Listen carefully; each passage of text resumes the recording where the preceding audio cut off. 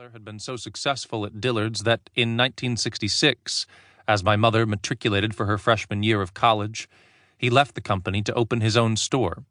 However, by the winter of 1967, the store was off to a slow start, and in the summer of 1968, while Margaret was home for summer break, her mother broke the news. The store was failing.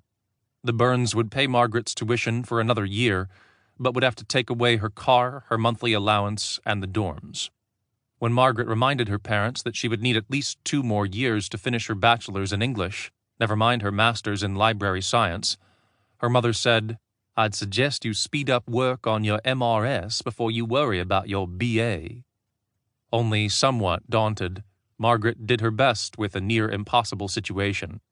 When she returned to Searcy in the fall, she'd secured a job at Bartleby's, the town's only bookstore, and rented a room from the owner, Rita Johnson, a widow whose only religion was the written word, and whose politics were more Betty Friedan than Richard Nixon.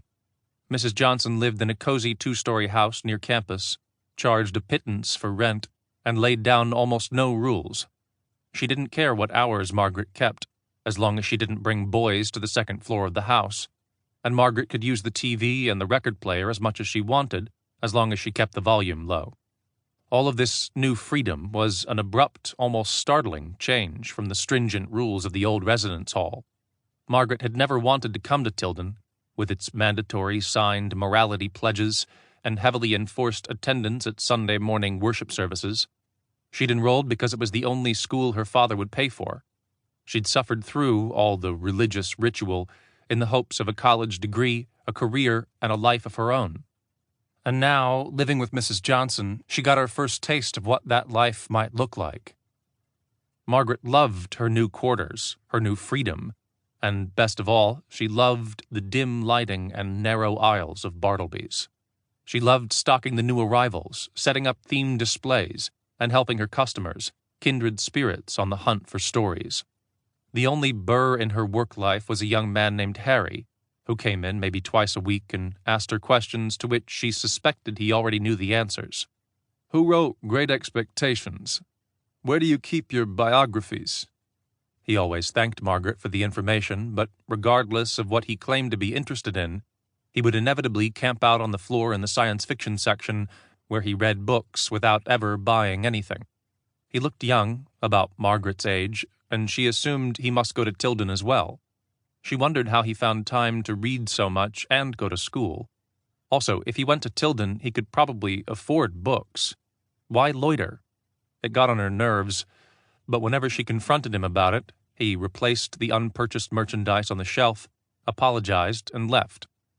For a while, she worked 32 hours a week at the store, attended class, and studied in the downtime, but this routine proved more difficult than she'd anticipated.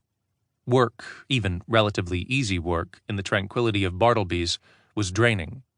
After a full shift, her feet ached and her brain felt like a wrung-out sponge.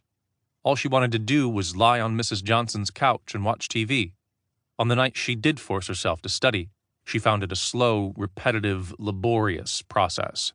She had trouble focusing, and had to read paragraphs or single sentences over and over again to glean any approximation of meaning. She felt tired all the time, overslept, missed classes, and turned in assignments late or not at all. By late September, her grades were worse than ever.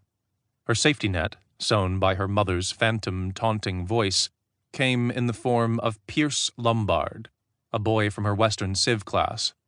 Tall and skinny, with close-cropped hair, 10 years out of fashion, and heavy-lidded eyes underscored by dark bags, he looked perpetually sleepy and about a decade older than his actual age, 20. But he asked Margaret on at least one date a week, and he came from a wealthy family of chicken tycoons. If you did your shopping at grocery stores in the southern United States in the mid-20th century, chances were you'd purchased at least one Lombard chicken. Pierce sometimes tried to explain the business to Margaret, but every time he did, her attention wandered. They didn't go to the movies often because Pierce disapproved of most films. He was conservative and devout even by Tilden standards. But when they did go, he sat at attention and never smiled or laughed. Sometimes, in the dark, Margaret watched him instead of the film.